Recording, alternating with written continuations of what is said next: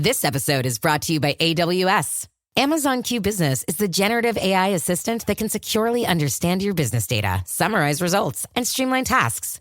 Learn what Amazon Q Business can do for you at aws.com/learn more. Hey, Atlanta, Apple is open for small business. That's right. We're here to make starting and running your business simpler. With privacy and security built in on all devices, it's easy for you to protect your customers' data. And if you need hardware or software support, you'll get advice from business experts at no cost whatsoever. So you can focus more on the soup du jour and less on, the other stuff. At Apple, we're open for your small business. Go to apple.com/small business or visit an Apple store to learn more.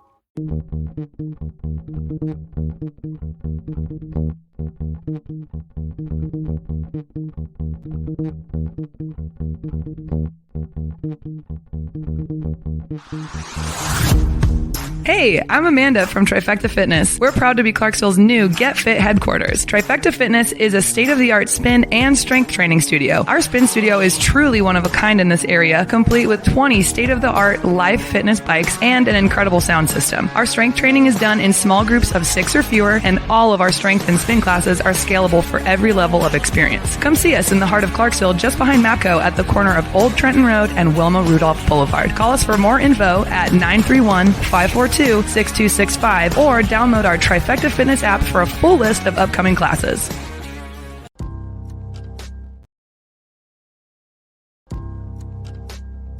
In October 2019, Arlington, Texas was chosen to be the home of a new national museum, unlike any other. The National Medal of Honor Museum will be a unique home of military history. The 100,000 square foot museum will house exhibits, archives, and artifacts relating to the 3,500 U.S. troops who have been awarded the medal, the nation's highest honor for valor in combat. The museum will have 31,000 square feet of galleries dedicated to U.S. troops who have received the award. The museum CEO, former Navy SEAL and NASA astronaut Chris Cassidy, said the museum will focus on education as much as preservation. The building will have 5 areas dedicated to Medal of Honor winners from the Army, Marine Corps, Navy, Air Force, and Coast Guard. The main gallery will be located in a central plaza under a 25,000 square foot slab of steel, which will appear to be suspended in midair. It will be supported by 5 pillars.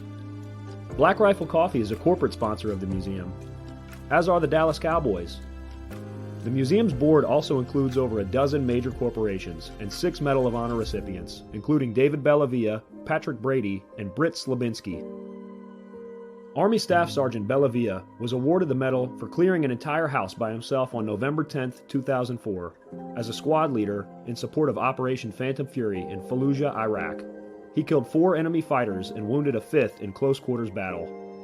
Army Major General Brady flew and coordinated the evacuation of 51 seriously wounded men during a firefight in Vietnam in January 1968.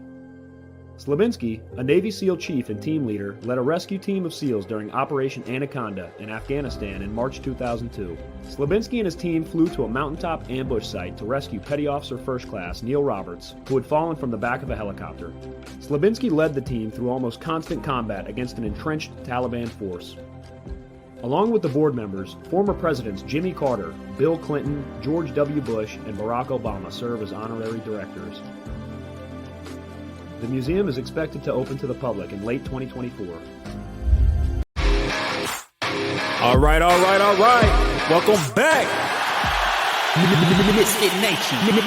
Misfit Nation. The Misfit Nation Show. We are a show founded by a veteran and hosted by 2 veterans and a military spouse. Our mission is to get people to tell their stories to the world. If you're an author, share your tips with the Misfit Nation. If you're a musician or an actor, our audience needs to know how they too can get into the business. Coaches, we love our coaches. Come on and share your tips with the Misfit Nation to help them become better versions of themselves. If you are a corporate leader or an entrepreneur, come on and show how you did it and how hard you have fought for success. If you are a veteran, first responder, or Gold Star family, we would love to have you come on and share your story with the Misfit Nation. We always have time for you. If you're feeling down, alone, or starting to see the darkness, stop. Think about those who are around you. You are not alone. You will be missed. If you feel like your problems will be a burden to those in your inner circle or feel embarrassed, dial 988. If you are a veteran, take option 1. We need you to keep pushing forward. Don't make a permanent solution to a temporary problem. If you are a new listener, welcome to the Misfit Nation Show. Be sure to subscribe to our show on your favorite podcast app. Also on our YouTube channel at @the_Misfit Nation. Subscribe and click the bell to keep you up to date on our latest episodes and all of our news. You can also find us on Heroes Media Group and About Face Radio. Now, let's get to the show!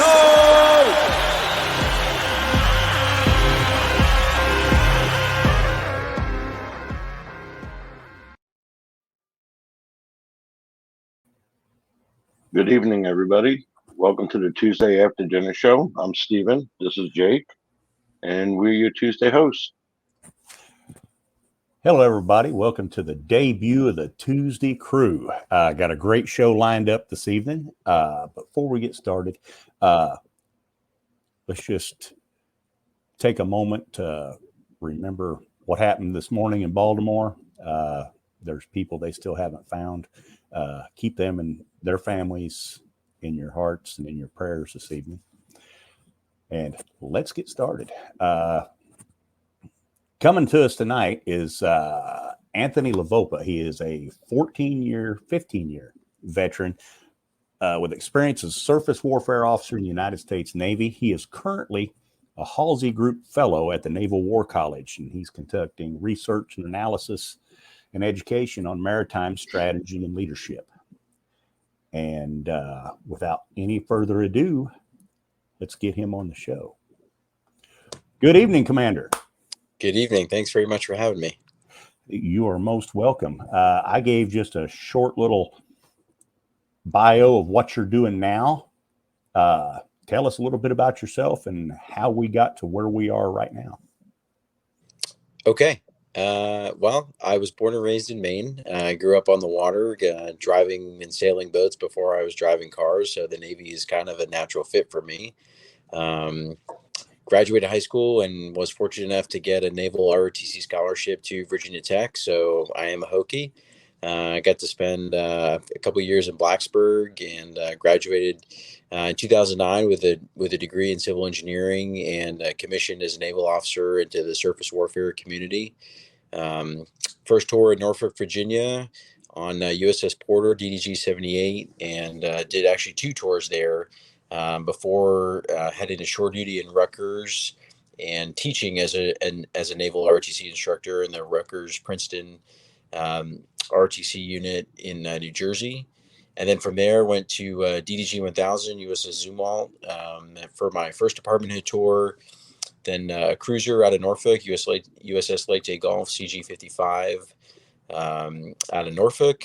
And then took command after that of USS Hurricane PC-3. And we were home ported in Manama, Bahrain. Fantastic tour. Loved every minute of it. Once I turned over command, went to the Pentagon for 18 months and worked on requirements there, working for the Director of Surface Warfare. And then came here to the Naval War College, just graduated in March, and now I'm a full-time fellow with the Halsey Group doing research and analytics for wargaming. Wow. That's a career full. It's been busy. And yes, it has. And I'm going to throw something in there. If ever in your travels that takes you to the Crane Naval Surface Warfare Center, that's where I was born and raised. So, okay. Very cool.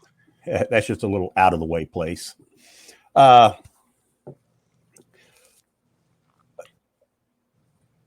talk about some of your Navy experiences before we get into what you're doing now. I've known a lot of sailors. I was in a Navy command for a while I was in the Army.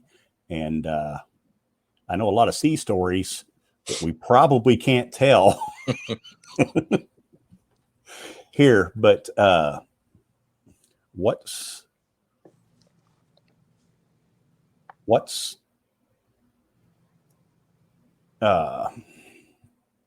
some things that you can tell us about, like from where you started, like when you got on your ship the first time, you was probably a department head or a division officer, and then you gradually moved up to where, hey, we're going to let this guy command this boat or ship. How does that progression go? It's a really good question. I vividly remember showing up to my very first ship, and I remember sitting in my truck and thinking, okay, what's all the things I'm supposed to do before I walk on the ship and turn around and salute this and request this. And I remember being just incredibly nervous, wanting to make that good first impression. And, I showed up to my ship, and I always push back when people say, ensigns show up to their ship and they know nothing, because that's not true. They do know something. They have a degree. They have some experience as a midshipman, but they may not know a lot about ship driving or ship handling or the weapon system, right? But that's why they're there. They're there to learn. And I was incredibly fortunate in my first division officer tour. I had an amazing chief.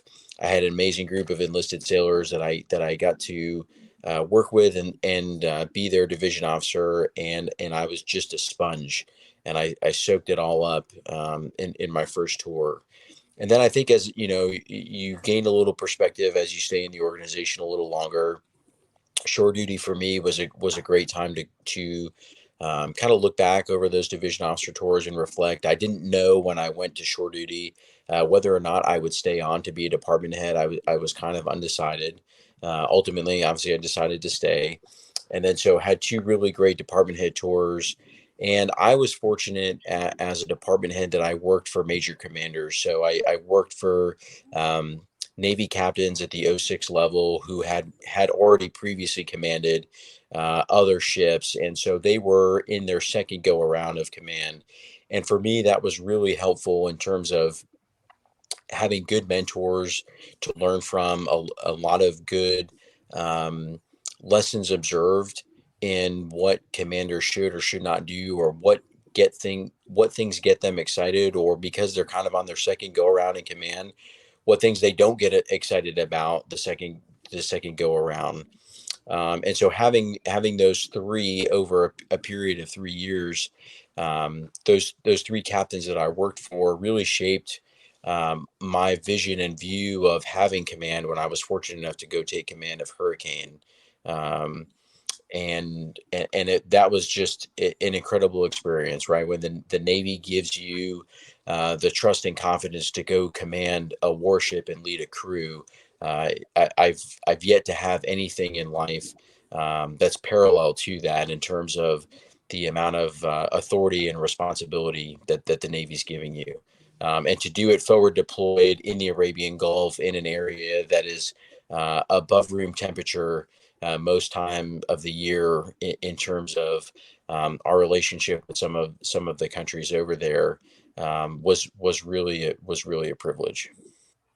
I would imagine.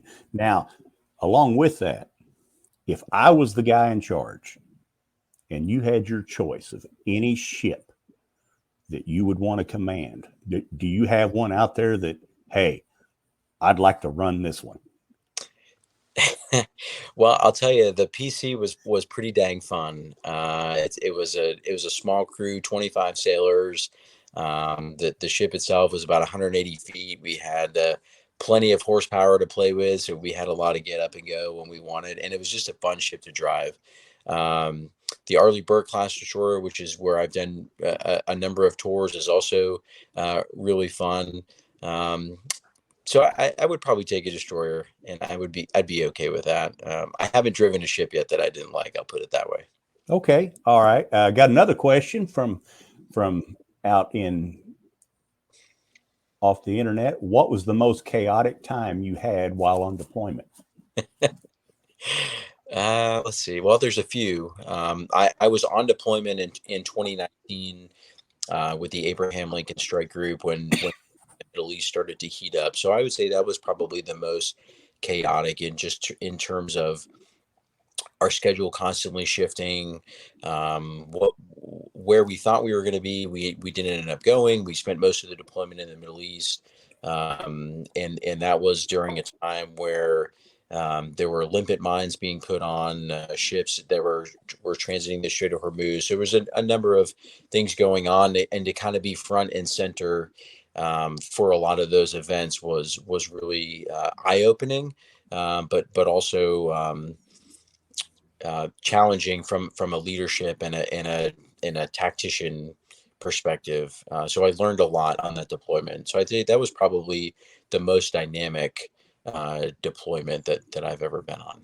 Okay. Yeah, it seems like you can't turn on the news now that one of our ships isn't getting attacked or shooting down missiles over in that area of the world with everything that's going on over there now. I really commend those sailors, because that you got to be on top. You got to be on your A game to be doing all that. And that's some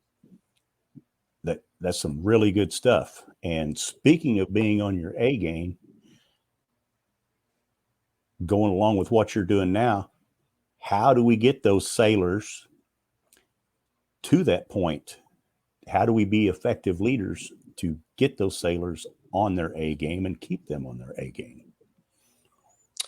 It's a really good question, and I don't want to focus too much on what's going on in the Red Sea. There's certainly plenty of press coverage about it, but I will say, as someone that's going back to a ship next year and getting back into the XO position and then going on to command, the folks out there right now are my peers or just slightly ahead of me, and so it changes my perspective a little bit on what's going on out there. And for me, it hits a little bit closer to home, and I am incredibly proud of my peers and the sailors that are out there doing great things. I think that for me, it brings home the point of reinforcing having good training for your sailors, having training that's valuable, and not just doing training that checks a block or oh, we haven't done this drill in this amount of days. So for me, as I kind of head back to sea, it helps me kind of focus. What do I think is important? And as I read what's going on over there, and I get some of the emails from people that are out there and involved with what's going on, it's really helping to shape my thinking in terms of, okay, when I get to the ship, what's important, what's not. As the XO, my job is to kind of run the schedule and run the ship. And so how do I take the captain's priorities and help him to make sure that we're focused in the right areas and we're not being overcome with things that are less important. I think there's also a trust and a trust aspect that goes with the training. And certainly, building trust at any level of leadership is key, I think, for the organization to move forward together. And so my second thought is, as the XO, how do I ensure that the trust and the relationship between the captain and the department heads is strong, and therefore that relationship trickles down into the chief's mess and the and the rest of the enlisted sailors, and how can I foster that relationship as the XO, and work with the department heads and mentor them in a way that kind of brings that out. So those are all kind of things that go through my brain, at least right now, as I start my transition over the next year to get back into the sea duty lifestyle. You mentioned the chiefs. I found out when I was in the Navy command, if you don't have the support of the chiefs, you pretty much, you're not getting anything done. And you brought that up. And I think especially in the Navy, a strong chiefs mess is something that you need to have. I think it's vital, and it's a relationship, I think, that goes both ways. The CEO certainly relies on the command master chief and the chief's mess to execute that deck plate level of leadership with sailors, right? In my mind, chiefs are the standard, and they hold the standard for the ship, just as you would look at a Marine Corps unit and you would look at a gunnery sergeant and think, mm-hmm. I've yet to meet a gunnery sergeant that's not squared away in my 15 years of active duty service. No. and so, those chiefs and the role that they play in terms of being the standard and holding the standard, but also being the educational standard in what sailors should look at and aspire to. And I remember my first chief, he actually just retired from the Navy as a warrant officer, became one of my best friends in the last 15 years. And I got to serve with him, again, while I was in command. And that was an incredible experience. He was a warrant officer by the time I took command, but watching him go from my first chief to then becoming a senior chief and then a chief warrant officer, and remembering the impact that he had on me as a first tour division officer really helped to shape and change my view of how important it is to have a chief's mess that holds the standard and is the standard. And I remember a few times in the early portions of my Navy career of him pulling me aside and giving me the, "Hey, sir, this is not okay," or you need to go fix this, or you need to do this better, or you need to work on this. And there's a little bit of humble pie involved, being a brand new junior officer. I think having that open and honest conversation with your chief when he or she comes up to you and says, "Hey, sir, hey, ma'am, I see what you're trying to do, but let me help you, or let me give you some tools to, put in your tool bag from a leadership perspective." And so I think there is definitely a humble pie piece there to look internally and say, okay, this person that's got, arguably 10 or 15, somewhere between 10 and 15 years of experience is trying to help me, because they're interpreting what I say a little bit differently than how I think I'm saying it, or my actions are being perceived in a different way than how I think they are. And so for me, that was really impactful. Okay. And we have another question. You're a leader in the world's greatest Navy. Thank you. As a leader, what is one of the biggest leadership challenges you have ever had? Well, first, I will say, that we are a great Navy, but we're a great Navy because of the people who make up the Navy. I've just been incredibly fortunate to serve with so many great people at all different pay grades, from flag officers down to brand new seamen, and I've been able to learn something from each of them. And I think that's a key part of leadership is you don't have to be the most senior person. You don't have to find the most senior person to learn from. And I think I would say that the biggest leadership challenge I had probably was when I took command. It was during COVID. The ship was in the shipyard, and we were getting ready to exit the shipyard and start all of the process to kind of bring the ship back into the fleet. So there's a number of assessments and inspections that we have to do, and it's kind of a no fail schedule. And so the engineering line off assessment is the hardest to get through, along with the damage control assessment. And in the COVID period, where we were so concerned about people getting sick and how close we were to each other and all the other factors that COVID brought an exponential level of difficulty in trying to prepare for those assessments. And I remember, at one point I had to have the discussion with my Commodore and say, "Hey man, look, we're getting away from the, part of the crews here, part of the crews there. We're going to take the risk. We're going to get everybody on board. We're going to train and prepare, and, we'll kind of handle the COVID thing, if and when it comes." And we were lucky that we didn't really have any major issues while we were preparing. And honestly, I was just incredibly proud of my sailors. We scored a 98 on the first day. And overall we scored 100%, which almost never happens for any ship. And I won't take any credit as the CEO for having done that. I'll just say that I stiff-armed a lot of people to make sure that we could get the crew on board and keep the focus on the mission, which was getting the ship ready to go back to sea and be prepared to turn over to the operational commander. And so the crew did an incredible job. When you have gunner's mates that are underneath diesel engines, wiping the grease and oil and whatnot out of the bilge, you're really reaching the right level of leadership. And to just kind of circle back from the point before, I had great chiefs, and I had a great chief engineer who was a limited duty officer prior, senior chief engineman.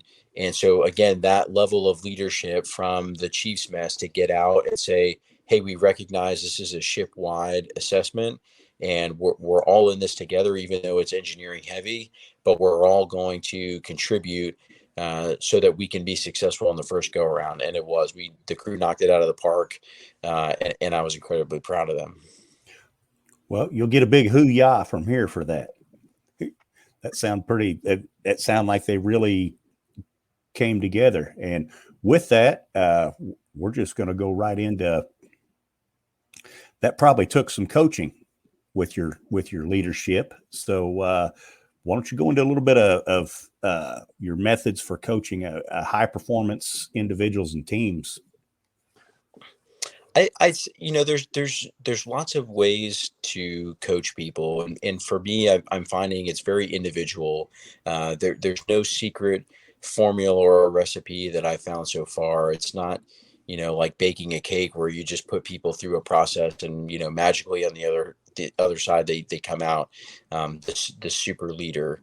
There's a lot of questions and getting people to kind of admit to themselves where they are, where they want to go, what do they perceive the barriers, what self-induced barriers do they have for advancing as a leader, or kind of taking that next step. I'm working with a friend now. She works at Rolls-Royce, and she's been there for a number of years, and kind of feels like she's a little bit stuck in her role. And so a lot of times the conversations we have is just me asking her questions about what is it that you see yourself doing? What makes you happy? What fills your cup?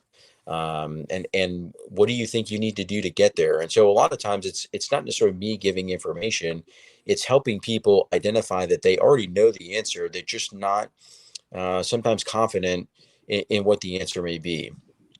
When I was in command in that role as the CEO, mentoring my chiefs, mentoring my division officers, it was more about giving them the opportunity to do things on their own and give them the opportunity to fail, and then come back and say, okay, this didn't work. Why didn't it work? Let's kind of break this down, as opposed to just saying, go do it this way, right? If you just tell people what to do, you're not a leader, you're just managing, right? You're managing a process. And so micromanagement is the ultimate form of that, where you just, get step-by-step directions on do this, then do this, then do this, then do this. And there's no leading involved with that. And the people that are on the receiving end of that micromanagement are also not learning. They're just trying to survive at that point. And I worked for a CEO who was a huge micromanager, and every single interaction with him was just painful on many levels. But you knew that going in. So there was a level of, okay, just gonna, accept that this is how it's going to be, and we'll move on. But in command, it was more about having that experience. I had done 2 department head tours. I had operated in the Middle East before, so I knew where I could give my department heads runway to go and make mistakes and then come back. And I knew when I had to make sure that the runway was short, and I had to kind of keep a little closer control on them.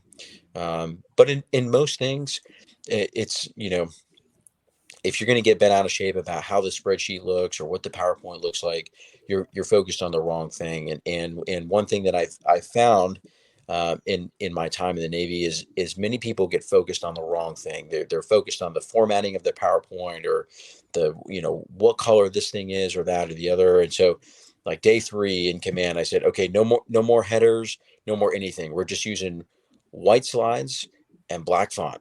And that's it. We're just going to keep it simple, because I wanted people to focus on the information being presented and not get distracted by everything else that was going on the slide. And consequently, I also wanted people to learn how to talk and deliver information without a PowerPoint.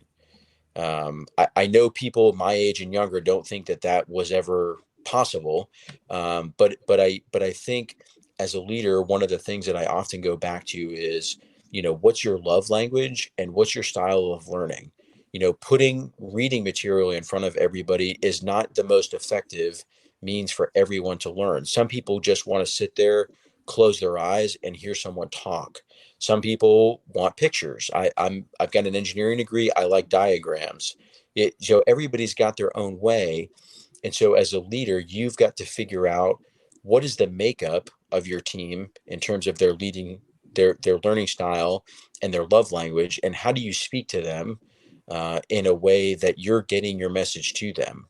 And so I think that's probably the number one thing that I focus on with most people from a mentoring and coaching perspective.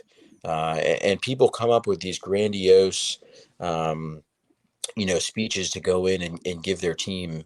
And I found that a lot of times 50% of the team, it's like in one ear and out the other, because it's just not their learning style. And so this person has spent all this time crafting this grandiose pitch, only to have it fall on deaf ears for at least half of the room, because they're just not looking for that. They're looking for a different way to absorb information. Okay. Got a question here from this is from Jennifer. Where do you think you garnered your leadership? Well, I would say it's a long list of people at many points in my life and in my career. And I've been the beneficiary of having some really great mentors at varying pay grades. Some are senior captains and flag officers. And like I said, I've also learned a lot from the E3, E4 sailors that I worked with. When I was on the cruiser as a department head, as the combat systems officer, I owned all of the radars, all of the combat systems equipment, a lot of the weapon systems equipment. And I found that I could learn the most about what's going on in the ship and what's going on with my equipment by just walking around and finding the rooms that my sailors would hang out in, their offices for lack of a better term, and where they had, an Xbox set up and where everybody congregated to play Xbox, and just to walk in and go, hey, what's going on? Like, what's happening? Talk to me. And the, E3 and E4 sailors, they just right away, like, oh, hey, sir, this thing's broke. I did this over the weekend. You just get this big wide array of information. And so, don't discount the brand new people, and don't discount the junior people in the room, because I've found that they often have a lot of really good insight.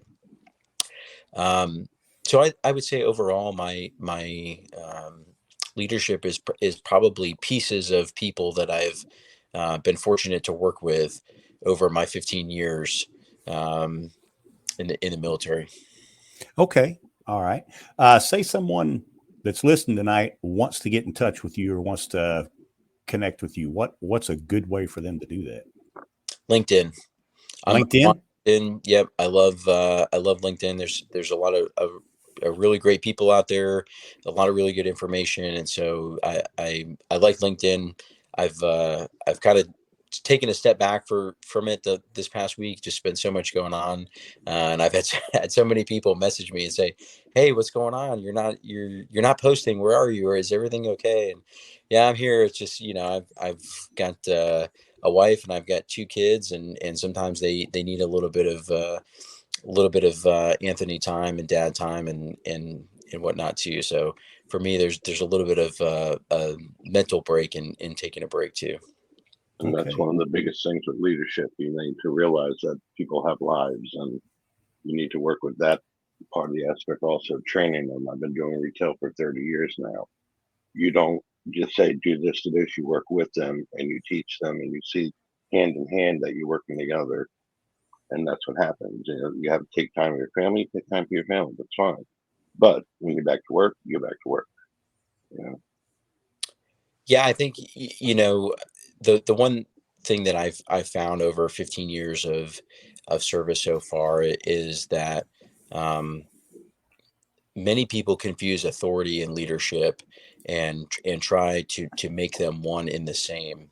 And the amount of times that I would say I've had to exert my authority over somebody, I could probably count on one hand. And the majority of my time is very much in the, hey, how can I help you? What can I do to help? Where am I best used? Right. And sometimes, again, And that's how you keep your business together. Yeah. there's a piece of humble pie involved with that too, right? Sometimes when you walk into the room and your chiefs are trying to figure out a problem, and you're like, and I'm a fixer by nature, and I walk in like, hey, all right, cool, what can I do? And they're like, hey, sir, you can go back to your stateroom and have another cup of coffee, and we'll come get you. Okay, Roger that, right? Like, hands off and let them do their thing. And there's no harm in that.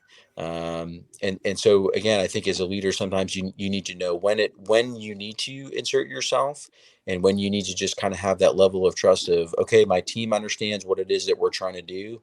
Now I need to give them the opportunity to work, and I need to give them the opportunity to come up with solutions, instead of me sitting in the back row and the cheap seats providing commentary.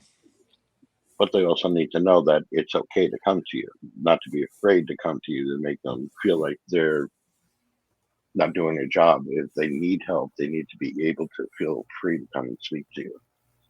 Absolutely. And that's where I think the trust factor comes in, and being open with people. The other thing that I would say that I've learned is it's okay to say, I don't know.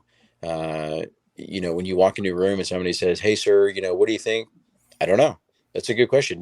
Didn't think about that. We should, I need to go do some reading, or I need to go do some research on that, or, I need to go ask somebody how important this is.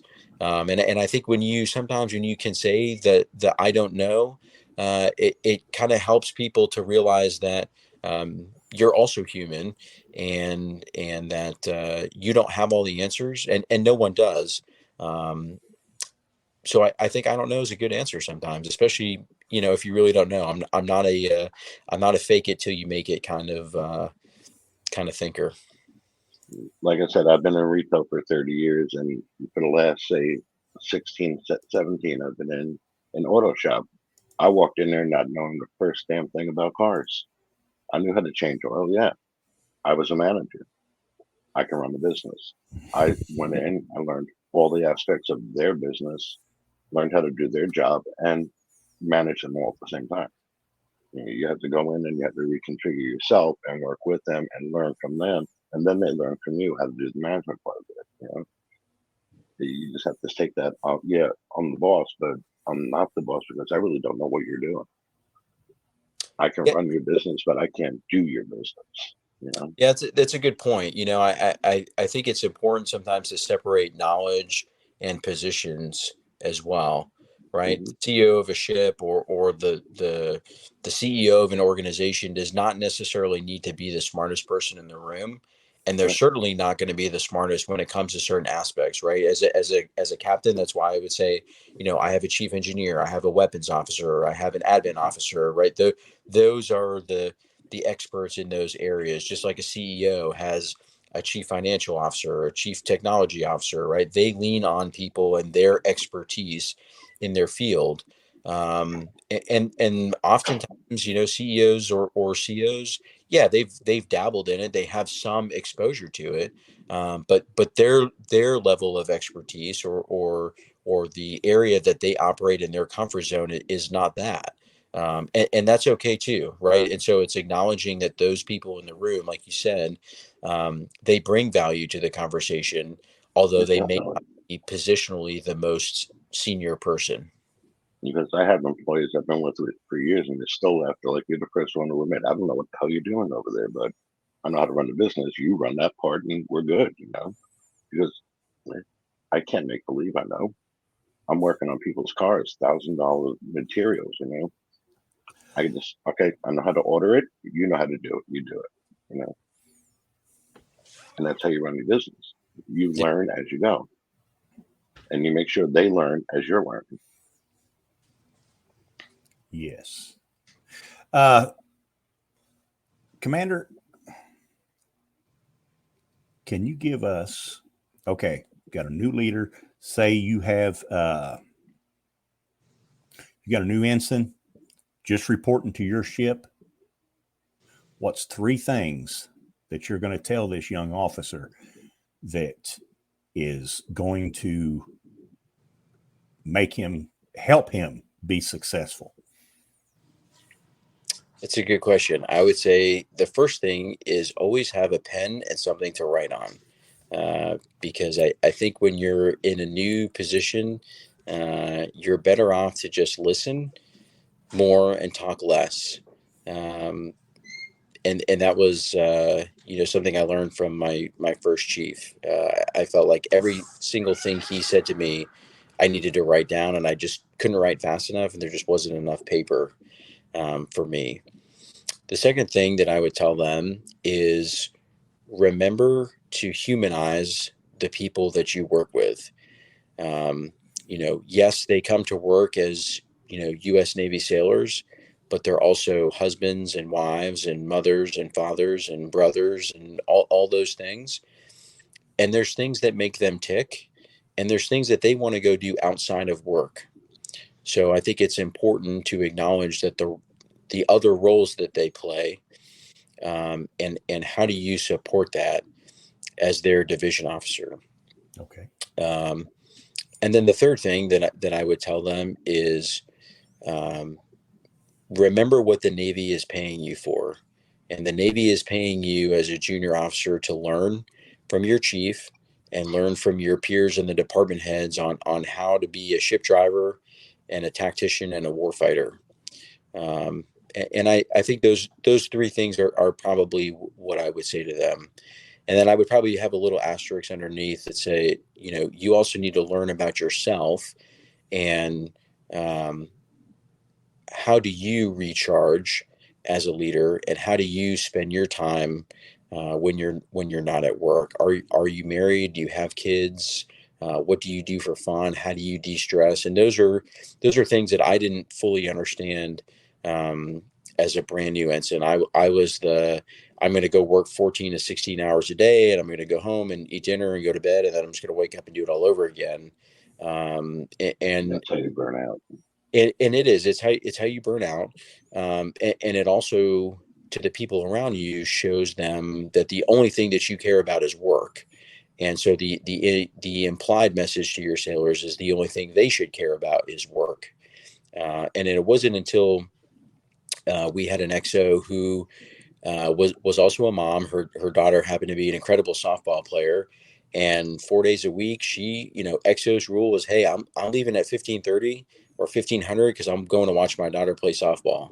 And department heads, division officers, if you can't wrap up your day by then I'll see you tomorrow, and whatever you need, that's a tomorrow thing. And so that message to the department heads came loud and clear the first few times that people tried to get her at 14:59 as she's getting ready to leave, and that wasn't happening. And so that was a good piece of insight for me to say, wow, okay, this is important to the XO. So what am I doing? How am I giving my time to my family? And I tried to take that into command and get home as frequently as I could to have dinner at a reasonable hour. It's sometimes it happens and sometimes it doesn't, but I think at least the attempt to do it shows your sailors that you value their time and their time out of work as well. I did a little background on you before you came on here, and what you were just saying leads right into what I was going to ask you, because I want you to explain this. I'm not going to be able to do it justice, but you wrote, your wake is your legacy. And I'd never heard it explained like that. I liked it. Could you please explain that to everyone listening? I thought that was really, really cool. Sure. Yeah. Your leadership wake is your legacy, and it's about taking ownership of the decisions you make and the people that you lead. And it all stemmed from a conversation that I had with a friend who's been a mentor, and he's now retired.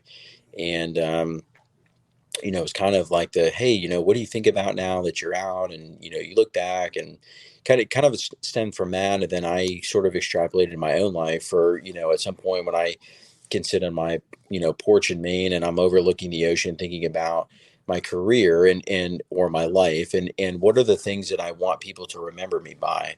And it's less about the things that I did, and it's more about the impact that I had on the people that I interacted with. So naturally, people will always identify me as a naval officer, as a husband, as a father, etc. But what I'm really driving towards is the sailors that I had the privilege to serve with.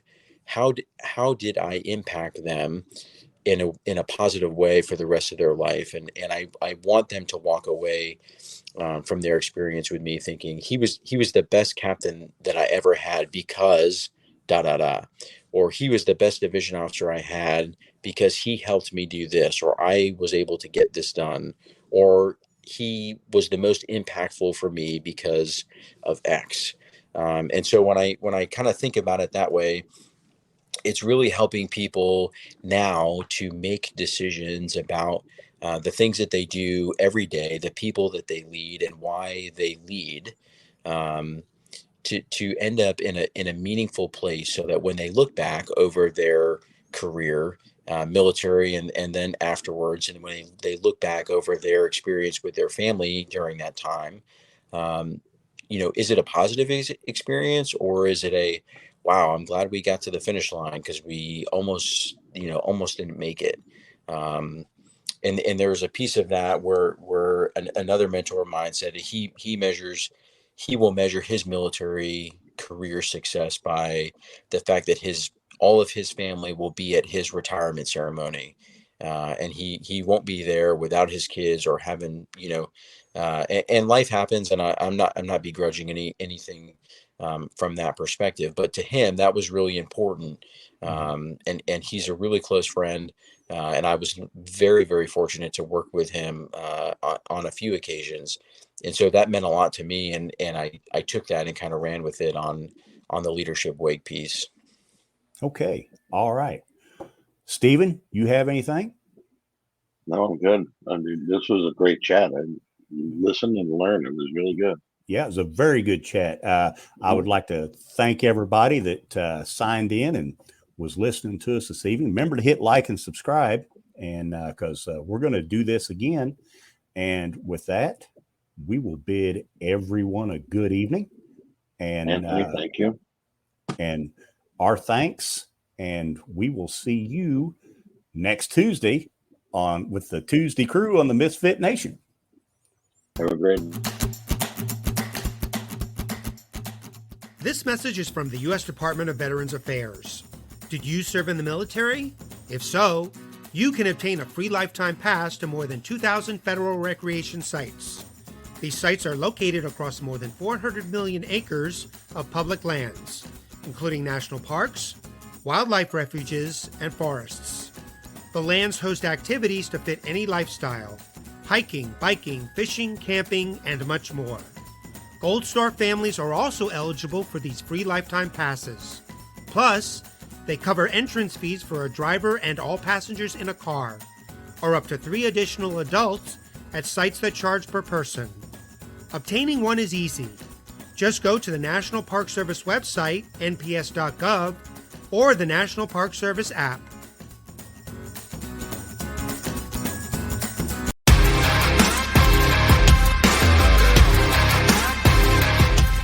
Thanks for checking us out and being a part of the Misfit Nation show. Don't forget to visit our website at themisfitnation.com. That's themisfitnation.com. Check out all our past episodes and get some of the great Misfit Nation gear for you and your family. As always, be humble, stay hungry, and keep hustling, because we are Misfit Nation. Misfit Nation.